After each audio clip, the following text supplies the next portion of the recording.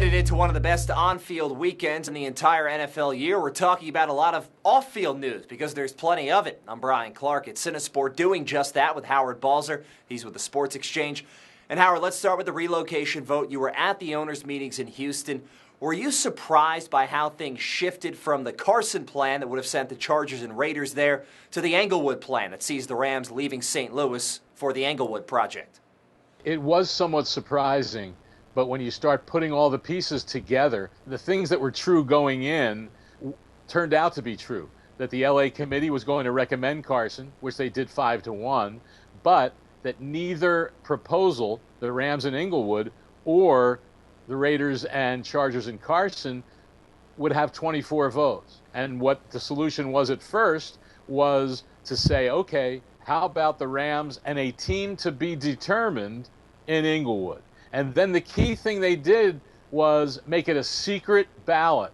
And by doing that, neither Dean Spanos or Mark Davis would know who changed their votes and who flipped to the Englewood project. That's what won the day and got it done. But I truly believe that a big factor in this, more so than the beautiful stadium and Stan Kroenke's billions and all that, I think it was a different team and a different owner coupling with the Chargers, we might have had a different result.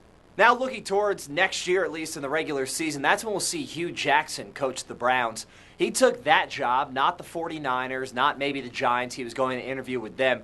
How good of a hire is this for Cleveland? I think it's a real solid hire. And Hue Jackson never really got the chance with the Raiders to put his program in place. But in not a real great situation, they went 8-8.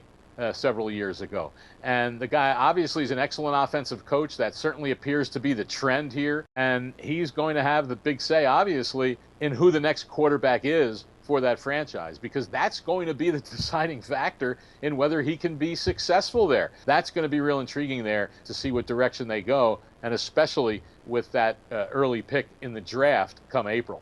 Yeah, we'll see what they do at number 2 overall. And finally, the Giants have had a lot of stability at quarterback, maybe more than anybody in the NFL with Eli Manning, and they kind of stuck with stability. Looks like they're going to hire Ben McAdoo to replace Tom Coughlin, but does this really fix anything? Because aside from Coughlin, a lot of the pieces from the 2 consecutive 6-10 finishes are still here.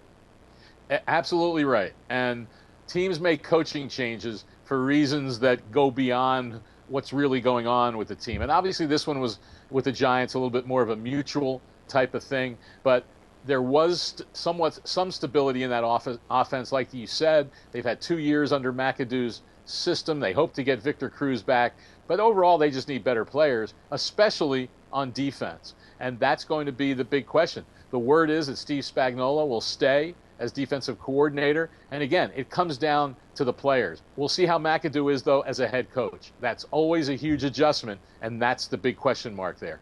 That will be something to watch in New York. We just saw Todd Bowles adjust well for the Jets. Now it's McAdoo's turn. Howard Balzer, the Sports Xchange. Thanks, Howard.